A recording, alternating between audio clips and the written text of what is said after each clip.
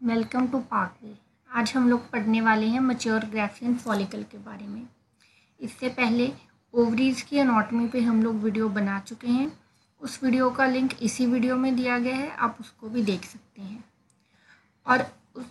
और इस वीडियो को शुरू करने से पहले अगर अभी तक आप लोगों ने हमारे चैनल को सब्सक्राइब नहीं किया तो हमारे चैनल को सब्सक्राइब ज़रूर करें, ताकि आपको ऐसी ही और यूज़फुल वीडियोस मिलती रहें। इस चैनल पे आपको कम्पिटिटिव एग्ज़ाम से जुड़ी वीडियोस अक्सर मिलती रहेंगी, इसीलिए हमारे चैनल को सब्सक्राइब ज़रूर करें। तो चलिए शुरू करते हैं। तो आपको डायग्राम दिख रहा है, ये है एक mature Graafian follicle. Graafian follicles जो हैं हमारी ओवरी में, पूरी की पूरी ओवरी में स्प्रेड हुए होते हैं, लेकिन उनकी जो डेवलपमेंटल स्टेज होती है वो अलग अलग होती है। जो ग्राफियन फॉलिकल है वो फॉलिकुलर स्टेज है जिसमें फर्स्ट मियोटिक डिवीजन जो है कंप्लीट हो चुकी होती है, लेकिन ये जो स्टेज है ये ओवल्यूशन से पहले का होता है। इसका मतलब क्या है कि फर्स्ट मियोटिक डिवीजन हो गई, लेकिन जो ओवल्यूशन है वो अभी नहीं हुई है। अभी आप देख सकते हो ये जो स्ट्रक्चर है ये आपको दिख रहा है आपका सेकेंडरी oocyte। तो सेकेंडरी oocyte इसमें प्रेजेंट है, इसका मतलब अभी तक ये रिलीज नहीं हुआ और ओवल्यूशन नहीं हुई। एक बहुत ही कंफ्यूजिंग क्वेश्चन है जो काफ़ी बच्चों को परेशान करता है, वो ये है कि जो ग्राफियन फॉलिकल है उसमें जो oocyte होता है वो हैप्लॉइड होता है या डिप्लॉइड होता है, क्योंकि इसमें हम लोग बोलते हैं कि मियोसिस कंप्लीट नहीं हुई। तो जो ग्राफियन फॉलिकल है इसमें जो सेकेंडरी oocyte होता है वो हैप्लॉइड ही होता है। देखिए वो हैप्लॉइड ही होता है, उसमें जो मियोसिस का सेकंड स्टेज है वो शुरू हो चुका होता है, लेकिन सस्पेंड किया गया होता है। मेटाफेज स्टेज पे आके मियोसिस को सस्पेंड कर दिया जाता है, जिस वजह से मियोसिस कंप्लीट नहीं हो पाती। लेकिन क्योंकि सेकंड मियोसिस जो है वो शुरू हो चुकी होती है, इसीलिए जो हमारा सेकेंडरी oocyte है ये भी हैप्लॉइड ही होता है।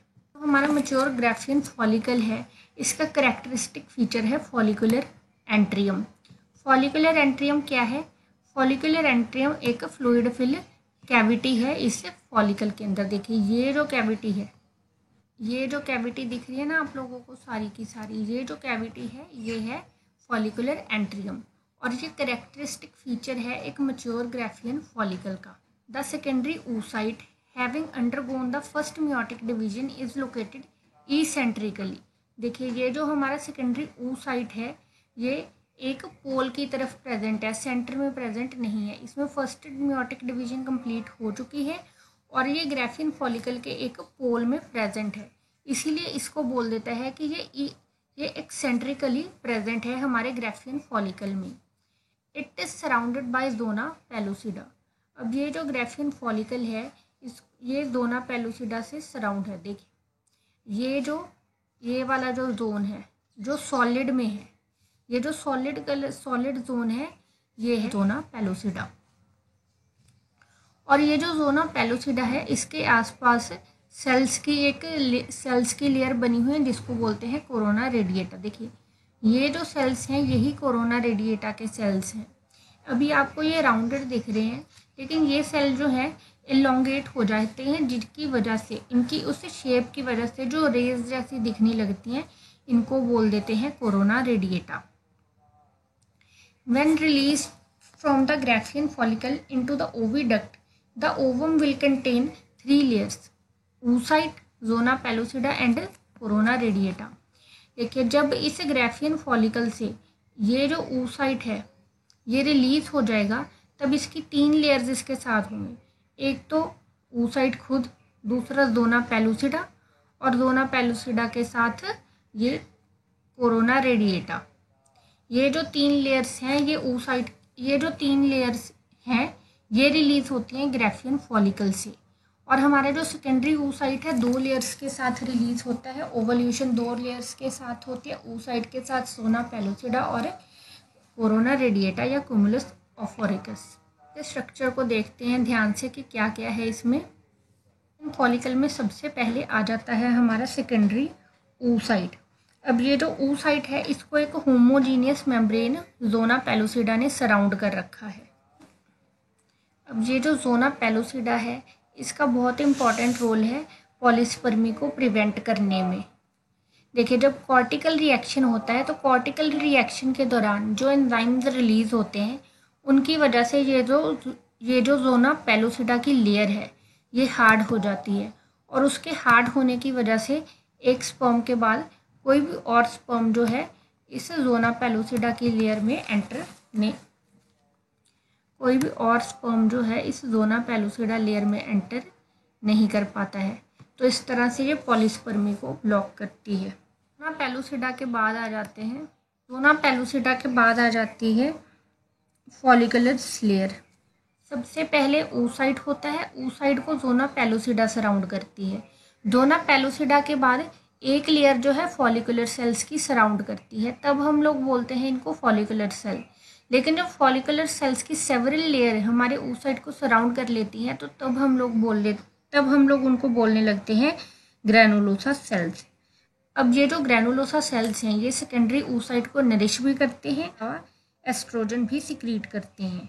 तो हमारा जो ज़ोना पेलुसिडा था ये सॉलिड लेयर, उसको बहुत सारी ग्रैनुलोसा लेयर्स ने सराउंड कर लिया, और इस तरह ये जो लेयर्स हैं सराउंड करती गई और इन लेयर्स के इस oocyte को सराउंड करने के साथ साथ ये जो ग्राफियन फॉलिकल है इसमें ये एक कैविटी भी बन गई। अब ये जो कैविटी है इसका नाम क्या है? इसका नाम है फॉलिकुलर एंट्रियम। ये जो लेयर है एक मैच्योर ग्राफियन ये जो कैविटी है ये एक मैच्योर ग्राफियन फॉलिकुलर की कैरेक्टरिस्टिक प्रॉपर्टी है, और इस एंट्रियम के अंदर फॉलिकुलर फ्लूइड फिल होता है। इसके अलावा सेल्स का एक सॉलिड मास जो है, देखिए ये वाला जो सेल्स का सॉलिड मास है ये oocytes को सराउंड करके रखता है, और ये जो सेल मास है ये भी बना है ग्रैनुलोसा सेल से, और इसको हम लोग बोल देते हैं कुमुलस ओफोरिकस। ठीक है जी, इस लेयर का नाम है कुमुलस ओफोरिकस। ये जो सेल्स हैं यही सेल्स जो हैं इलोंगेट होके बना देते हैं कोरोना रेडिएटा। ये जो सेल्स हैं इनका एक बहुत ही इम्पॉर्टेंट रोल है, वो ये कि जैसे हमने अभी अपनी वीडियो में पहले बात की कि हमारा जो oocyte है वो सेकंड मियोटिक स्टेज पे सस्पेंड हो जाता है, उसका मियोसिस मेटाफेज स्टेज पे, वहाँ पे आके उसको पॉज लग जाता है। तो अब जब oocyte रिलीज हो गया तो हमने बात की कि ये जो कोरोना रेडिएटा है या कुमुलस ओफोरिकस लेयर है ये भी oocyte के साथ ही रिलीज होती है। तो तब ये कुमुलस ओफोरिकस लेयर क्या करती है, ये ऐसे एंजाइम्स या ऐसे ट्रिगर्स रिलीज करती है जिससे जो मियोसिस है वो दोबारा स्टार्ट हो जाता है और जो सेकंड मियोटिक डिवीजन है वो कंप्लीट हो जाती है। ग्रैनुलोसा सेल्स की लेयर के बाद आ जाती है मेम्ब्रेना ग्रैनुलोसा। अब ये जो मेम्ब्रेना ग्रैनुलोसा है इसके बाद आ जाती हैं तो और लेयर्स जो कि हमारे ग्राफियन फॉलिकल को सराउंड करके रखती हैं, वो है theca interna and theca externa. ये जो है ये लेयर्स हैं हमारे मैच्योर ग्राफियन फॉलिकल्स की। एक यंग अडल्ट फीमेल जो है उसकी ओवरीज में लगभग 4 लाख के करीब ग्राफियन फॉलिकल्स होते हैं।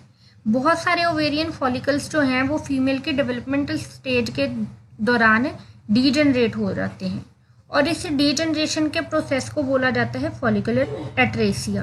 तो ये था हमारे मैच्योर ग्राफियन फॉलिकल का स्ट्रक्चर। मुझे उम्मीद है आपको ये लेक्चर अच्छा लगा होगा। अगर आपको ये लेक्चर अच्छा लगा है तो हमारी वीडियो को लाइक करें, शेयर करें और हमारे चैनल को सब्सक्राइब ज़रूर करें। इसके अलावा अगर आपके कोई भी सवाल हैं तो आप उनको कमेंट सेक्शन में पूछ सकते हैं, हम उनका आंसर ज़रूर देंगे।